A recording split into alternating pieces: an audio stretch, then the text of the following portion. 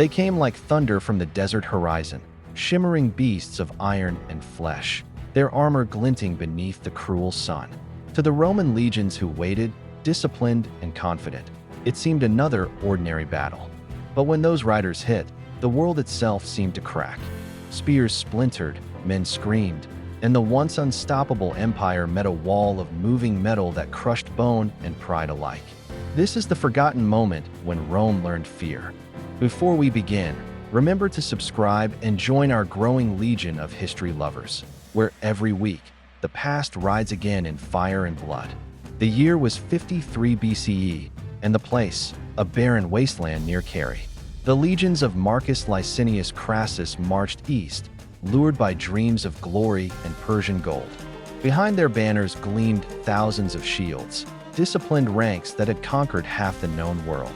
Yet, across the horizon waited the Parthians, masters of the steppe, children of the sun-baked plains. And among them were warriors the Romans had never seen before, men clad head to toe in scale armor, their horses equally shrouded in iron. They were not cavalry. They were cataphracts, armored nightmares born of desert heat and imperial defiance. When the first charge came, it sounded like a mountain collapsing. The ground shook beneath the iron hooves, the air filled with the thunder of metal striking earth. Roman soldiers braced behind their shields, expecting to repel horsemen as they always had. But this time, the enemy didn't scatter. They didn't fear javelins or formations. They slammed into the legion's line like a living siege engine. Swords shattered against their scales, spears bent like reeds. And for the first time in living memory, Rome's proud soldiers saw their tactics mean nothing. Discipline broke before the weight of unstoppable flesh and iron. To face a cataphract was to face a living fortress. Their armor, composed of overlapping scales of bronze or steel, covered every inch, chest, limbs, even the horse's head. Beneath the desert sun, they looked like moving statues, their eyes hidden behind narrow slits. Each carried a contus, a long lance that could impale two men in one thrust. When they charged, it wasn't battle, it was obliteration. The legions had met cavalry before, but never this. Never warriors who treated death like a game and armor like a second skin. The Parthians had perfected the weapon of fear itself. But Rome's arrogance had set the stage for its own humiliation. Crassus, richest man in Rome, sought to rival the conquests of Caesar and Pompey. Yet his greed blinded him to warning after warning. Scouts spoke of the Parthians' mobility, their archers, their strange armored cavalry. Crassus laughed them off, calling the Easterners barbarians with jewelry. As his army crossed into Mesopotamia, the desert swallowed them whole. Thirst, heat, and exhaustion draining their strength long before the first arrow flew. By the time the Parthians struck, the Romans were already dying, slowly, silently, one blister at a time. The Parthian commander, Surina, watched from afar as his trap closed. He unleashed waves of horse archers, their arrows whistling through the dry air like locusts. Each shot found a mark, throat, eye joint.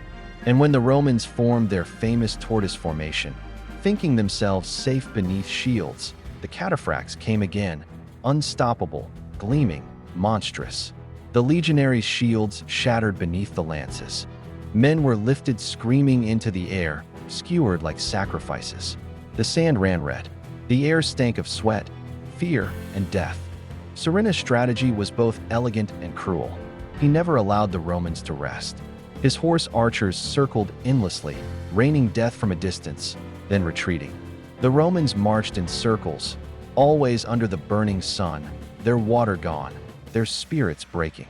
When exhaustion set in, the ground began to tremble, the sound of hooves, hundreds of them. The cataphracts returned, their scales reflecting the sun like 1,000 blades.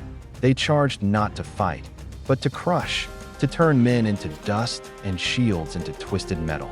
By noon, the battlefield had become a furnace. Roman soldiers lay baking in their armor, begging for water, praying for nightfall.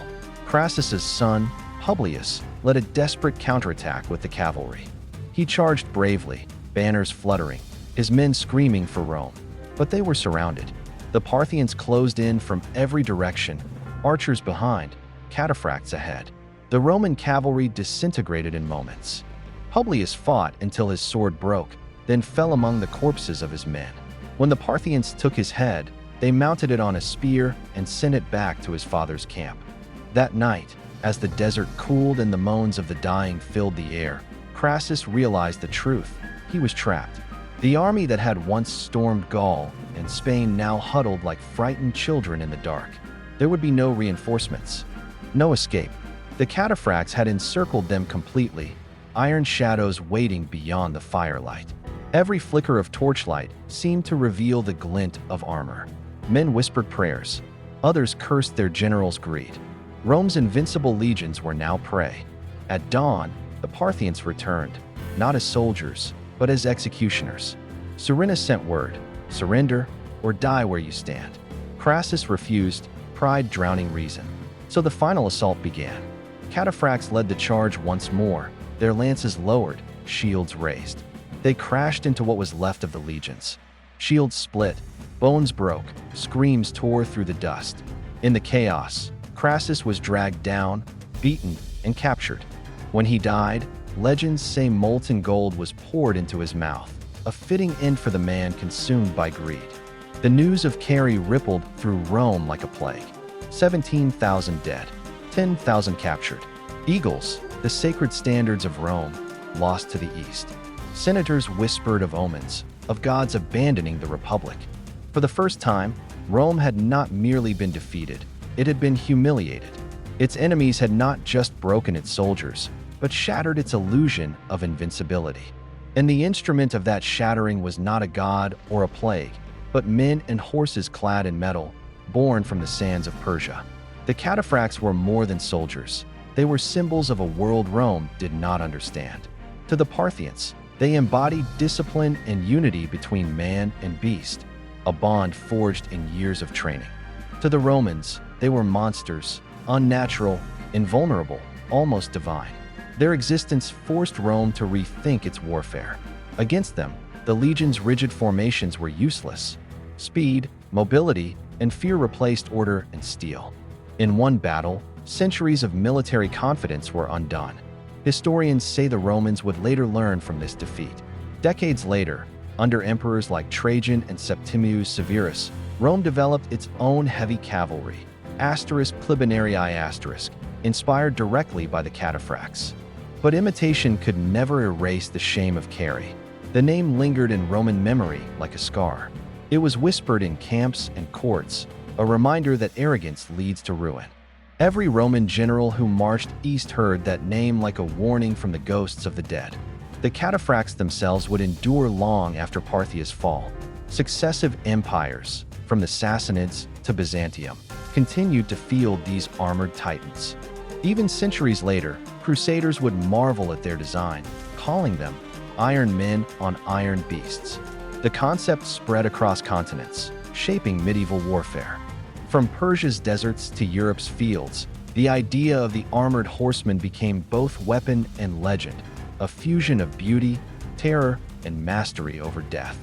Imagine the sight, the sun blazing on mirrored scales, a wall of metal surging forward, each hoofbeat echoing like the drums of doom. Dust rising, arrows raining, men screaming beneath the iron tide. For the legionaries who faced them, it must have felt like the end of the world. How could flesh triumph against iron? How could courage matter when crushed beneath hooves that knew no mercy? The Cataphract was war given form, a godless machine of destruction. Yet even they were mortal. The heat baked them inside their armor. Their horses gasped for air. And when terrain or tactics turned, even these juggernauts could be undone. But the lesson was eternal. Strength alone does not guarantee victory. Rome's fall at Carey was not due to weakness, but blindness. To believe power makes one untouchable. The Cataphracts did not destroy Rome, but they cracked its reflection, and from that fracture, the empire began to see itself. Crassus's death marked more than the end of a man. It ended an age of Roman arrogance. His defeat shattered the fragile balance between the Republic's great men, paving the way for Caesar's rise and the civil wars that followed. In the East, Parthia celebrated its triumph. But history would remember both sides, not as victors and vanquished, but as symbols of hubris and consequence. For every empire that believes itself immortal, there waits a carry.